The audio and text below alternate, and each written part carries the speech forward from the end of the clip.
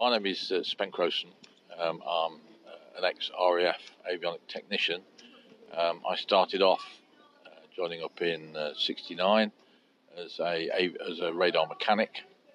Did my time at Cosford. Then my first posting was 617 Squadron at Scampton, where I was a little avionic mechanic on the flight line, working on IFF, TACAN, and other ancillary avionic systems, as well as marshalling the aircraft and going on detachments and having loads of fun. And it was a good way to grow up from being a teenager, because I was only 17 and a half at the time, and it stood me in good stead for later on. In '72, I then got offered a fitters course, so I disappeared off to Cosford again for a year. Came back, only this time back to Scampton, but then this time in the servicing bay, servicing the equipment that I was removing on the flight line. I did about 6 months there before I went again back to Cosford for another session.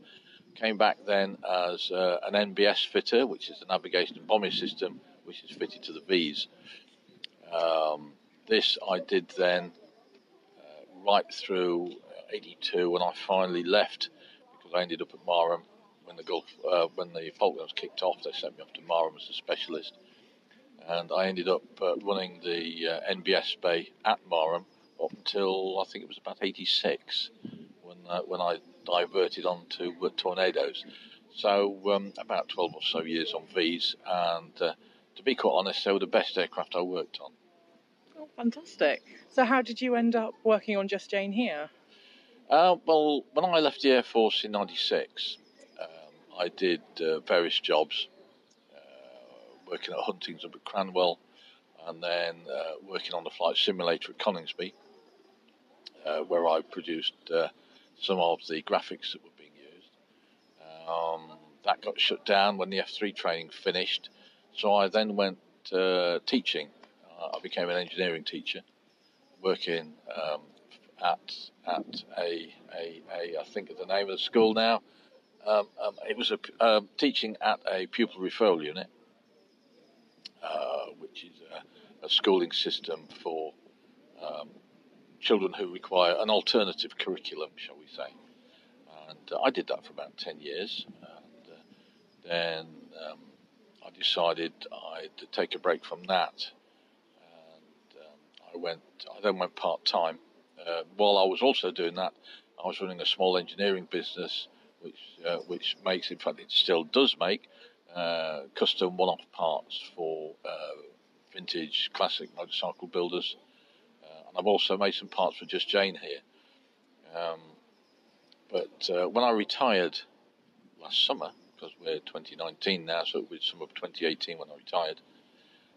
It's not summer 19, is it? Good grief, no. Spring Not of 19. We're here spring of 19. So it's the summer of 18 when I retired. And so during the summer months, it's all right. I can ride my motorcycle, very nice. But then the winter came along, and I was wondering what to do.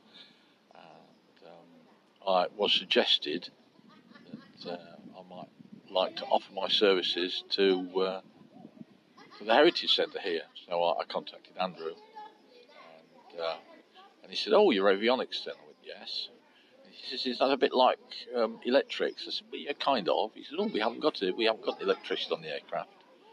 So I came in, spoke to the chief engineer, and he said, "You're just the kind of guy we need. When can you start?" So I've been here, so that was in October, and I've been here ever since. Oh, brilliant. And how do you find it compared to sort of working on the V Bombers? I know you said that they were the best aircraft that you sort of worked on, but yeah, working on sort of like what's considered nowadays vintage, how do you find it? Is it a learning curve, or does it sort of come naturally? Initially, getting back into if you like, the disciplines that's required for working back with an aircraft took a bit of time.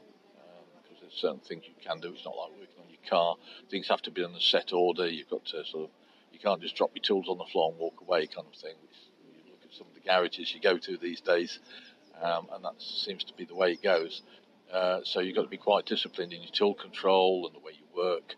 And you've got a bit of wire off. You've got to pick it up rather than just leave it lying around. So that took a little bit of getting back But as for the technology, it's very similar to what was on the Vs, the equipment I'm working on in there, which, as you saw earlier on, it's the pilot's analog instruments, and they were generic right through through the war, right through the 1950s, well into the 1960s.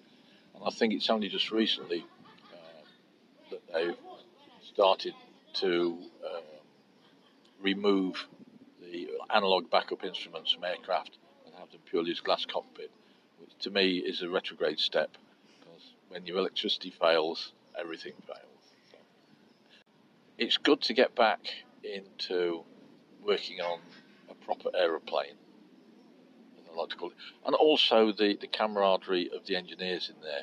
It's just like being back at the little mech on the flight line. It's great fun. Yeah, so it's a very solid team here then. It is, yes. There's one or two civilian contractors. The rest are all ex-RAF. Fantastic. And out of all of your time in the RAF, what was your sort of favourite stationing, and did you have any memory that kind of stands out as your sort of favourite moment? I think the time I spent from 69 from the time I spent from 1970 when I first got posted to Scamp to 82 when I left, I think that was the best time overall. Working the bay was challenging on the old analog computers that were the navigation and bombing system. It's all cogs and wheels, and I think in the whole of something like about 36 line replacement units, there was only about 4 transistors. So it's very. It was developed in the late 50s, and it was very much of its time, and it was fantastic equipment to work on.